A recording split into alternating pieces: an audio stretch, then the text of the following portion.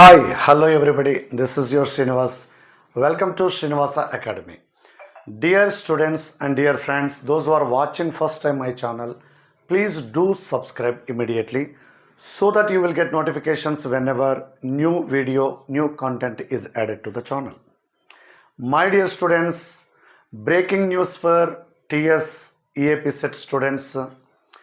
Actually, government first decide చేసిన దాని ప్రకారం 25th to 27th వరకు రిజల్ట్ రావచ్చు అని మనం ఎక్స్పెక్ట్ చేశాము. కానీ అంతకంటే ముందే 20th రోజే రిజల్ట్ ఇవ్వడానికి ప్రిపేర్ అవుతున్నారు.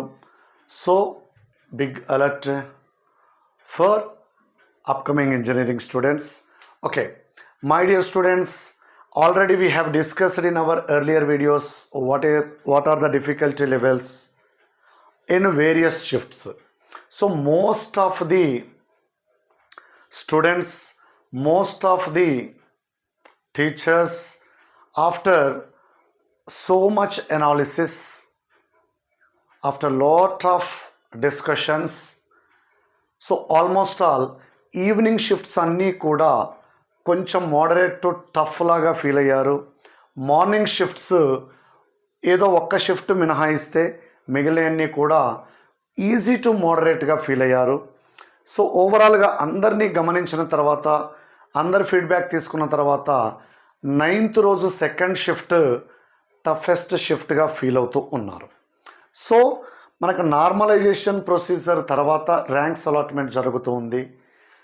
According to difficulty level of 2024 paper, previous EAMCET examination papers, previous ranks cut offs, so marks versus ranks analysis ఇక్కడ మనం డిస్కస్ చేద్దాం.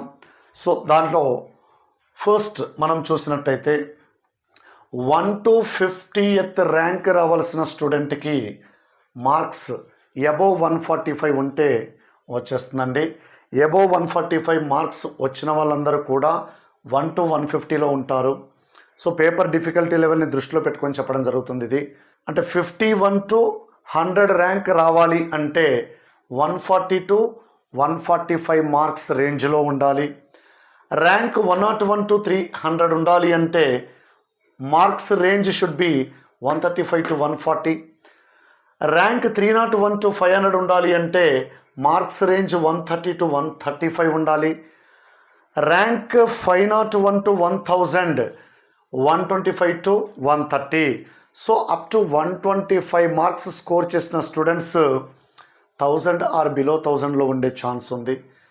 1001 to 2000 marks range 115 to 125. 2001 to 4000 rank marks range 105 to 115. 4001 to 7000 rank 90 to 105. ఇక్కడ 15 marks variation ఉంది చూడండి. Paper డిఫికల్టీగా ఉన్నప్పుడు bulk ఎక్కువగా ఒక చోట కనిపిస్తూ ఉంటుంది. సో ఇక్కడ మనం బల్క్ని ఎక్స్పెక్ట్ చేయొచ్చు. సో 7001 to 10,000 80 to 90 మార్క్స్ ఉండాలి. ర్యాంక్ 10,001 to 15,000 రావాలి అంటే 70 to 80 రేంజ్లో ఉండాలి. సో 70 to 80 రేంజ్లో ఉంటేనే 10,001 to 15,000 ర్యాంక్ని సంపాదించవచ్చు.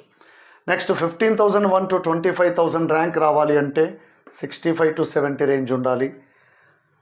25,001 to 45,000 రేంజ్ ఉండాలి అంటే 55 to 65 మార్క్స్ రేంజ్ ఉండాలి. 45,001 to 65,000 ఉండాలి అంటే 48 to 55 మార్క్స్. ఇక్కడ కూడా మనం బల్క్ని ఎక్స్పెక్ట్ చేయొచ్చండి. ఆల్మోస్ట్ 20,000 వేరియన్స్ ఉంది ఇక్కడ.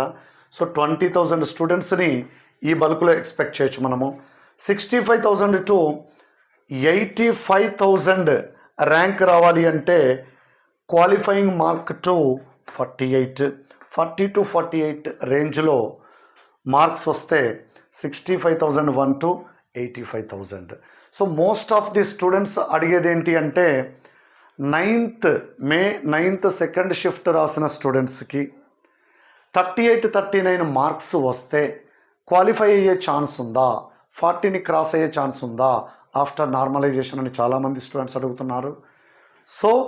So many chances are there to get qualified. Don't worry about that.